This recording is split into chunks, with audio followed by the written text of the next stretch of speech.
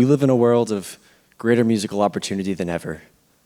Full-length records, written by everyday people, can be recorded in living rooms and basements and garages, and then sold on a global market where music is available to millions of listeners. We no longer have to settle for the music we hear on the radio. With the aid of modern technology, specifically the internet, we can navigate the musical world with greater ease than ever and discover artists that speak specifically to us. And in the face of these broadened musical horizons, very few listeners are actually taking advantage of the opportunities that are now available. Instead, they continue to consume the artificial product that the mainstream music industry is spoon-feeding them. Now, there's nothing that's inherently wrong or bad about an artist achieving mainstream success or becoming popular, but there is something wrong when an industry begins to be driven by profit rather than passion. There's something wrong when we give up talented songwriters for songwriting teams, panels of composers and lyricists and producers who don't take chances or push towards what's artistically profound, but instead make simple but calculated music that is strategically designed to sell on a massive scale. Something is wrong when we trade in our real organic instruments for fake, cheap, emotionless computerized sounds. Something is wrong when we abandon beautiful voices for beautiful faces. And that is exactly what has happened today. Songs are no longer a product of musicianship, but a product of business and mass marketing. These songwriting teams have become so popular that only 9 out of 2012's top 40 hits were produced without the use of a songwriting team. And you might think, wow, these songwriting teams this collaborative effort must produce music that's far more sophisticated and far more meaningful than anyone could write on their own. But that's not the case. In reality, they make music, generally speaking, that's lacking artist individuality and conceptual depth. Music that anyone can relate to from even a shallow listening. A driving rhythm accompanied with repetitious lines that are sure to linger in your mind. I'm going to show you some lyrics from a song that was popular a while back. You guys might recognize it. It goes, "Are we an item? Girl, quit playing. We're just friends. What are you saying? Say there's another and look right in my eyes. My first love broke my heart for the first time." And I was like, baby, baby, baby, oh. Like baby, baby, baby, no. Like baby, baby, baby, oh. I thought you'd always be mine. I think we can all agree that the artist here isn't saying anything profound. Does anyone object to that statement? Okay, good. It's pretty one-dimensional. There's not a lot to hold on to. There's not a lot to think about or feel. There's hardly room for personal interpretation. But it actually took 6 people to write this song. And I'm not really familiar with this collaborative process, but I like to imagine the brainstorming session where they go around the table, each contributing a baby.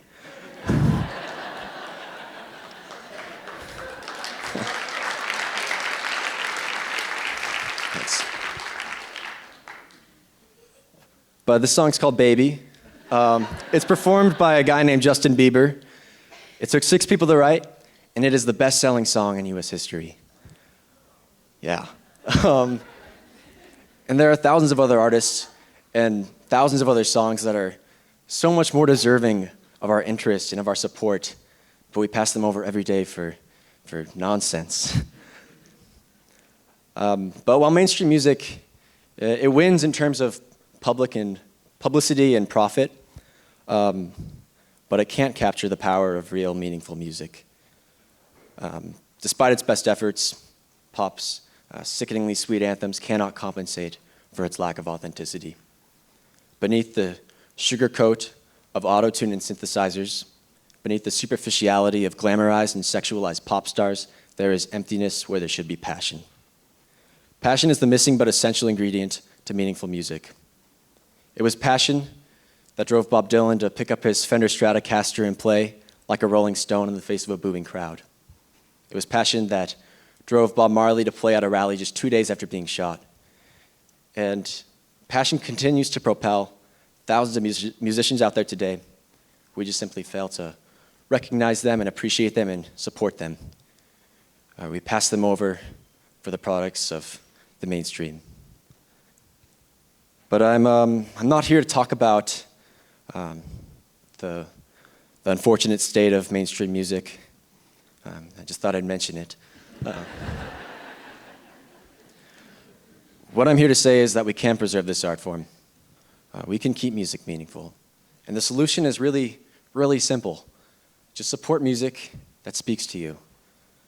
And if you haven't really found music that speaks to you, if you haven't really ventured outside of what you hear on the radio, I'd recommend starting at one of my favorite websites called Bandcamp.com.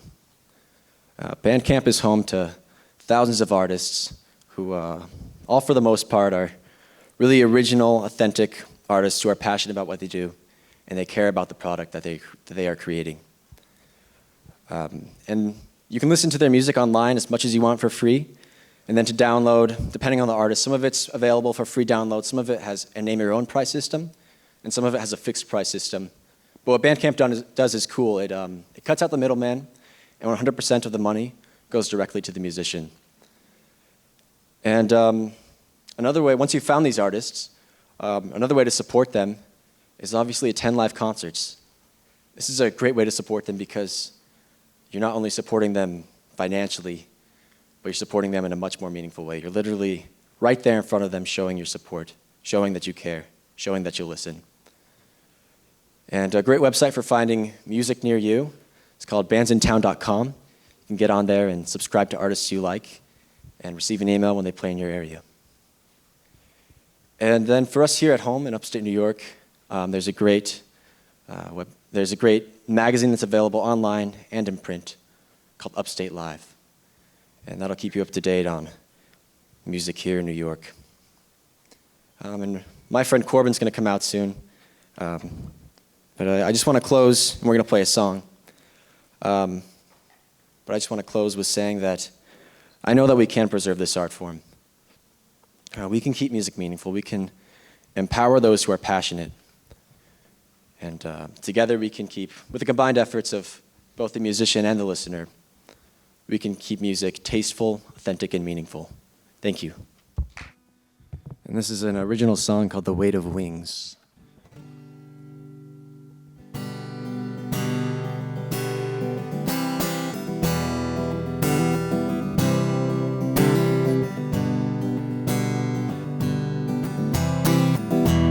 I fear that I'll fall beneath the weight of my wings, and I won't be enough to be everything. But summer is gone with the breath of the breeze, and time ushers on, winter's coming on strong with the sorrow it sings.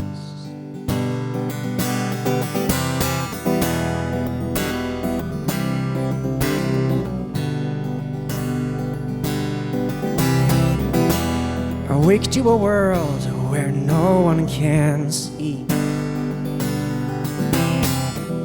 I want to live out a life simple and free. And I've read all the signs, I don't know what they mean. And my head's in the east, but my heart's in the west, and I'm somewhere between.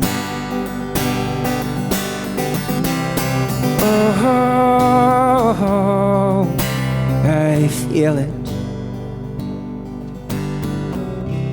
You know I can't go, and you know I can't stay. Oh, I feel it. With each passing moment, I'm slipping away. You know I can't go, and you know I can't stay.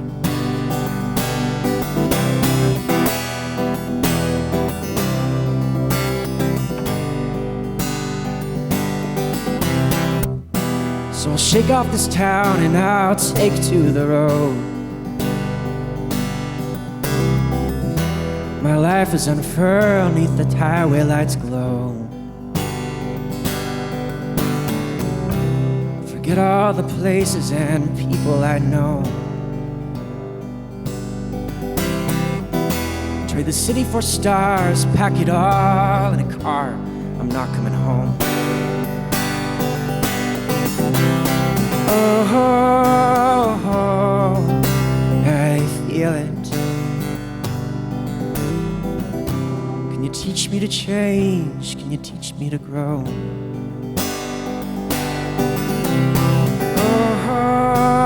Oh, I feel it. Forget all the cares I don't care to know. Can you teach me to change? Can you teach me to grow?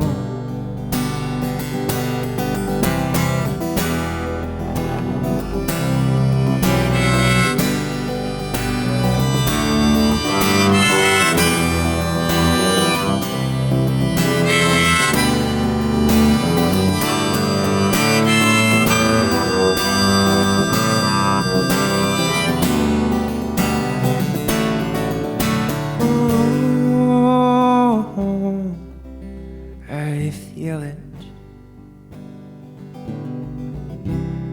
Don't pass me by, I need something that stays. Oh, I feel it. Mile by mile, I'm fading away.